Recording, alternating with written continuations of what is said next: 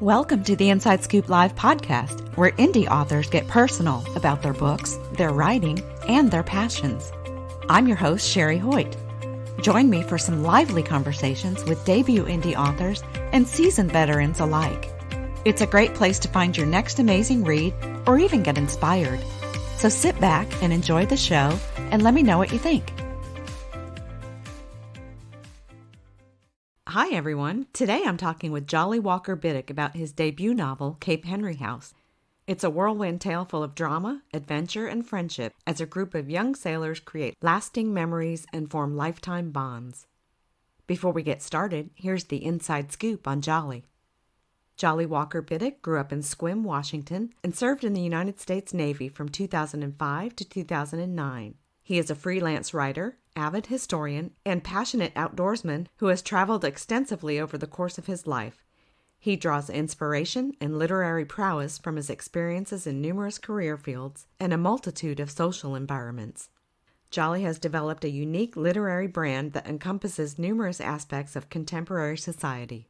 For more information about Jolly Walker Bittick and his work, visit his website at jollywalkerbittick.com. Well, hi, Jolly. Welcome to Inside Scoop Live. Hi, Sherry. It's good to have you.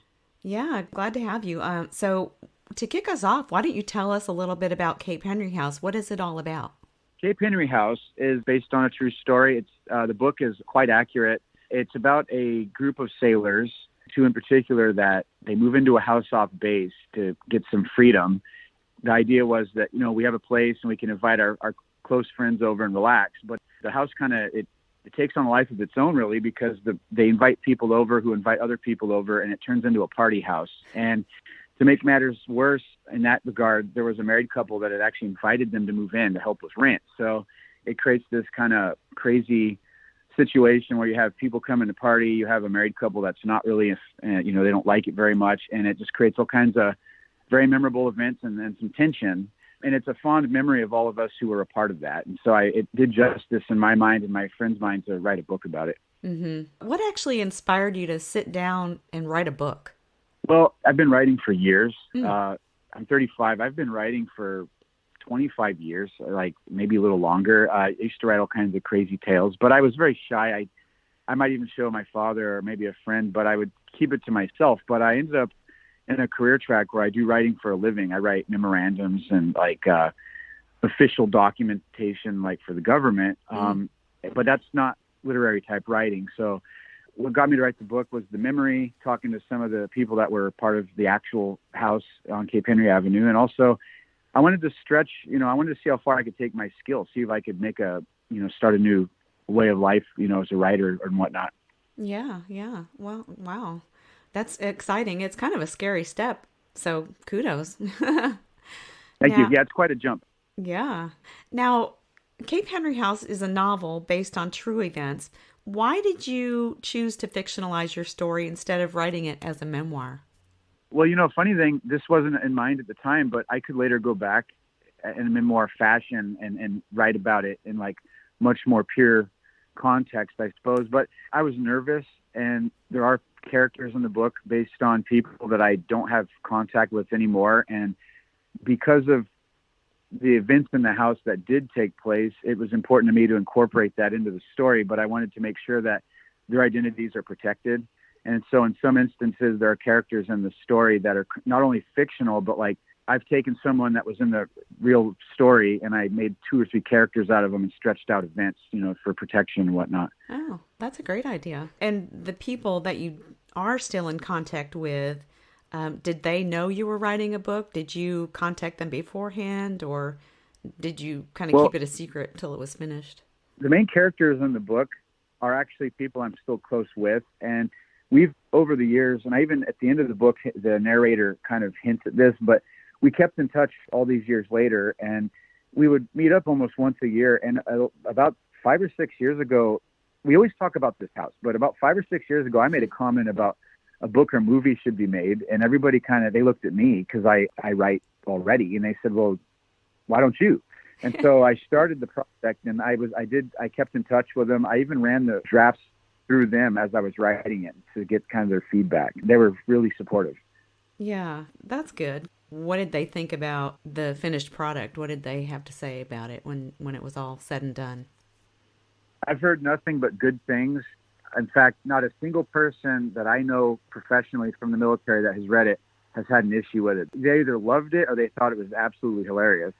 And I had a superior at the time who contacted me through back channels when he heard that I was writing this book.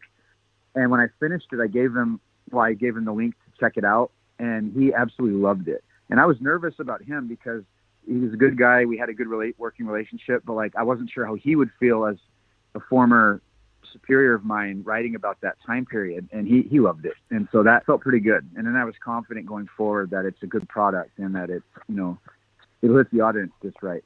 Yeah, yeah. I didn't even think about that, the military side, if that would be an issue with them or not.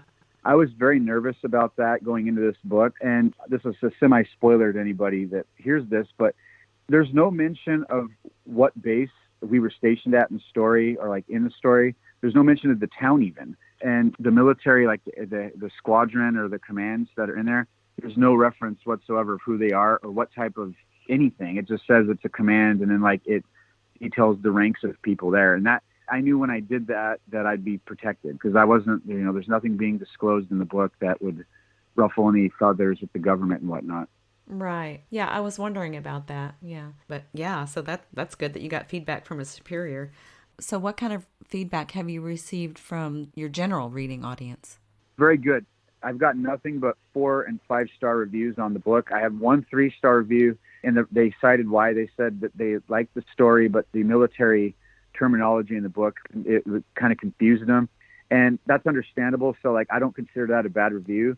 Mm-hmm. And it's also something I can't change, because if I'm going to make it based on a true story or as real as I can, that has to be part of the story, because that's how it happened. Yeah, yeah. I didn't find it too technical, but I get it. There were some terms in there that aren't general conversational topic. And 3 stars is actually not a bad review. I've only got 1 star, amazingly. Everything else is 4 or 5, so yeah. I feel pretty good about it. Absolutely. That's amazing. So you talked about a couple of the main players in Cape Henry House. Can you tell us a little bit about them and what motivates them? Yeah, so of course there's Petty Officer 3rd Class Bosner, the narrator, and I mean, in essence, it's me, the writer. And then there is Paul Blaine. He goes by B-Man. He's a kind of tall, stout, brash New Yorker, diehard New York sports fan of all the major teams: Giants, Yankees, Rangers. And then there's Nathan Dolvar, who is also a New Yorker. The B-Man and Dolvar did not know each other prior to the military, but having been stationed together, they bonded. Those are the 2 that move into the house in the story. The other person is Timothy Madzik, who goes by Zick. He's a good Michigan guy, loves working on cars, lives near the Motor City. Really mellow person, kind of holds the whole group together. And then you have the protagonist and antagonist female characters, Melissa, who is sort of an antagonist, if you will, sort of on the fence and sort of creates friction later in the story. And then you have Elena Lordson, who goes by Lori. And Lori's Lori is the dream girl. She's not super gorgeous. She's pretty, but she's almost perfect in everything she does. She's open-minded. She's loving. She kind of is the mama bear of the group, how she sort of takes everybody under her wing. And she kind of becomes the realized love interest of B-Man. Mm-hmm. And then there's a whole host of other characters. It's kind of long, and I'd prefer not to get into them because it just, they're not really major players. But then you have the married couple, Penley and Ann. And they were based on a real married couple. Good people overall, but they didn't know what they were getting themselves into when they invited B-Man and Dolvar to move into this house. And it turns in for them to a disaster. But for me personally, my friends that were in the story in real life, and of course the reading audience, it turns into gold, because it's just funny and it just almost unbelievable in a way. Yeah, absolutely. I loved the characters and to realize that they're kind of based on actual, people, that kind of made it even more entertaining to me. And then we have the house. The house is probably the biggest character of all. When I was reading, that's the impression I got anyway. It's oh my God, the first thing I thought about was if these walls could talk, Yes, and part of the reason for this has even been written is not just the parting. The house was almost like a magical orb of safety for us. What went on in that house and what what didn't happen to us as a result is mind-boggling. And again, it made it worth writing about was all the crazy shenanigans, the fights, the just wild nights, and like nothing bad happened to the group, except that, at the end, B-Man and Dolvar need to figure something out about living arrangements. But it was so wild that even they themselves knew that was coming. It was no shock. It was sort of inevitable. And it was kind of like, what the hell? It was a good run while we had it, Yeah. And the bonding. And also, sorry, one quick note on characters. One that left I feel bad was Joanne, who becomes the love interest of Zick. And Joanne is a very quiet but shrewd young lady. She has very timely, witty remarks, doesn't say much, but when she does, it's memorable and laughable. I think anyone that reads it, I'm sure you did, you kind of pick up on that later in the story. Absolutely. She's kind of like she makes every word count. Oh, yes. Absolutely. One of the things that first drew me to your book was the cover. I want to talk about the design a little bit. Did you design it, or did you work with an illustrator? I worked with an illustrator, and the funny thing is, and this is not about any of other projects I have, I'm working on something else right now, and I already have a design for, but to touch on this Cape Henry house, the other book I'm working on now, I've already got a handful of designs to pick from, like a bidding setup, and Cape Henry house, I only got 3 designs over a course of like days. And the funny thing was, this cover on the book, it was the first design that I got. I gave him what I wanted. I wanted there to be a house, there to be like a dancing woman, and like references of beer, like kegs or something. And it was almost like a literary soulmate connection to the designer, because the first design that came out was that one. And as soon as I saw it, I knew that I want that on the cover. And then 2 more came in, but they had no chance. Not after that one, huh? Yeah. Yeah. Yeah, it's a fantastic cover. I love it. Yeah, well done. Thank you. Yeah. It's like it was meant to be. Yes. This story, side note, as I started writing it was not only a lot of fun, but it felt right. I went, I've got to finish this. And so hence, here's the book. Yeah, I love that. That's amazing.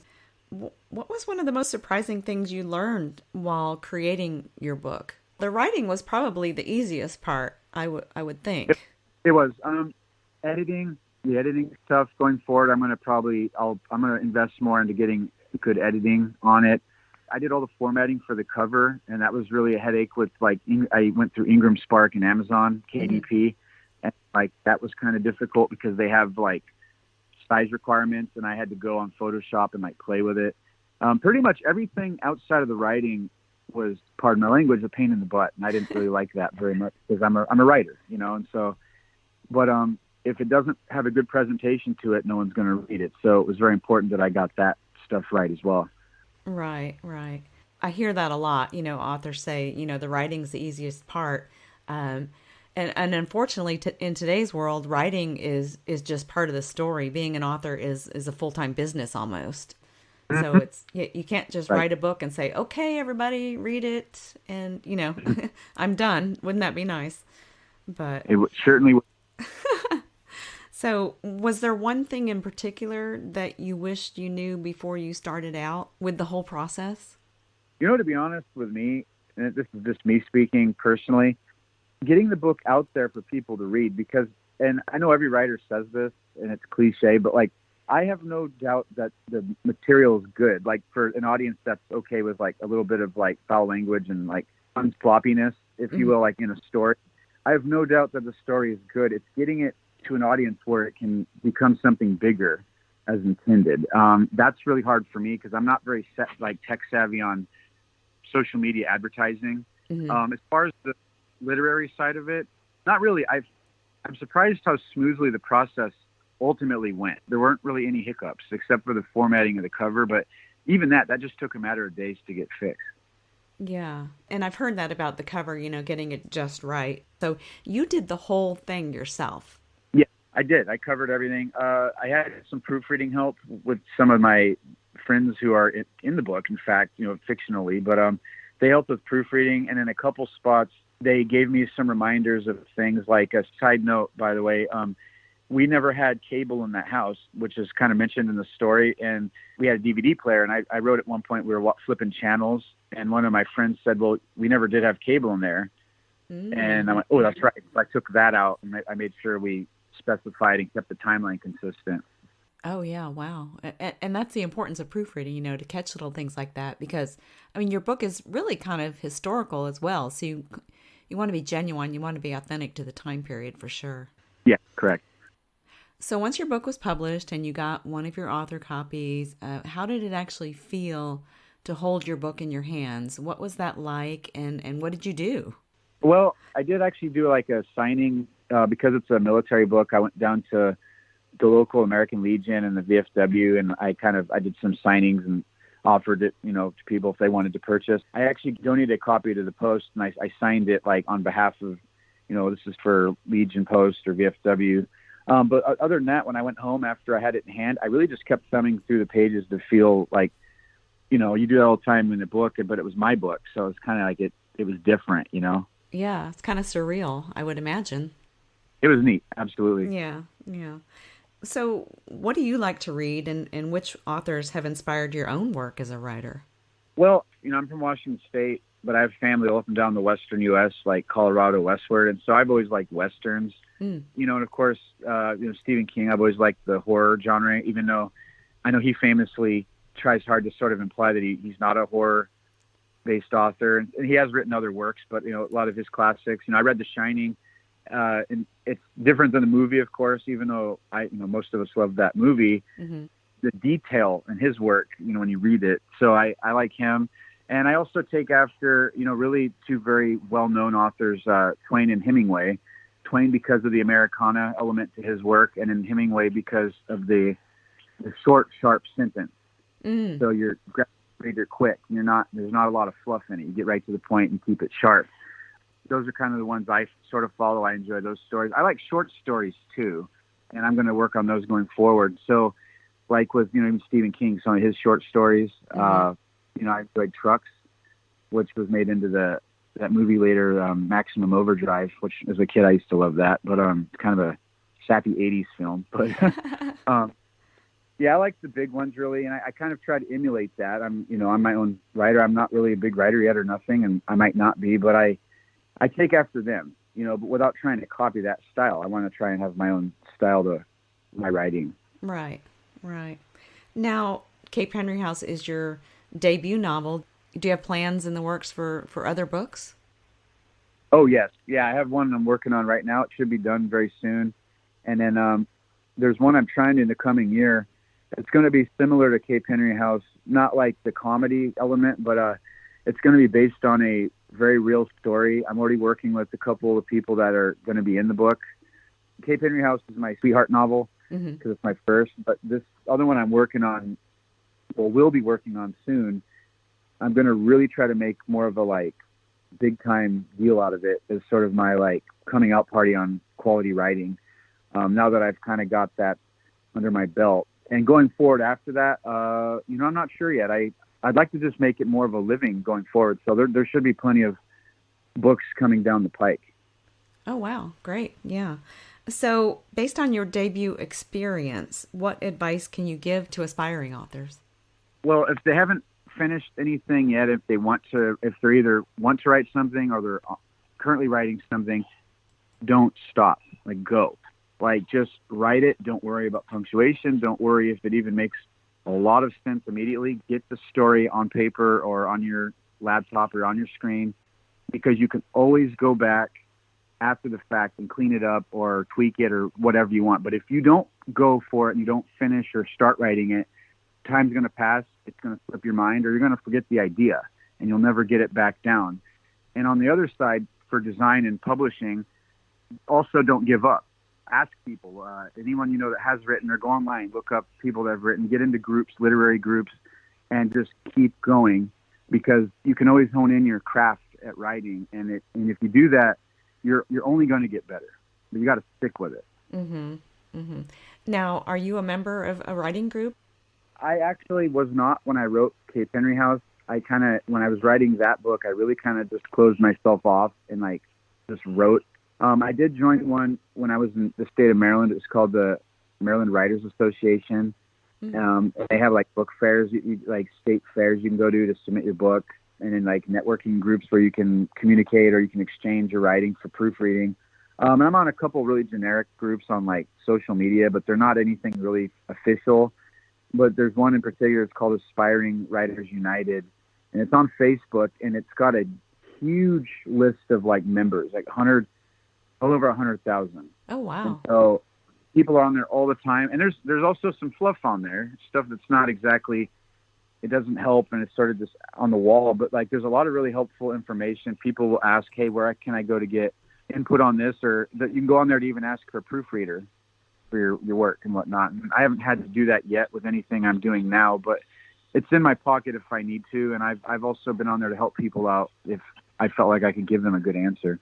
Yeah, I love some of those Facebook groups. They're really informative, and, it's all firsthand experience. So it's from people that actually have gone through or are going through the same thing you are. And so it's a great learning tool for everyone, I think. For sure.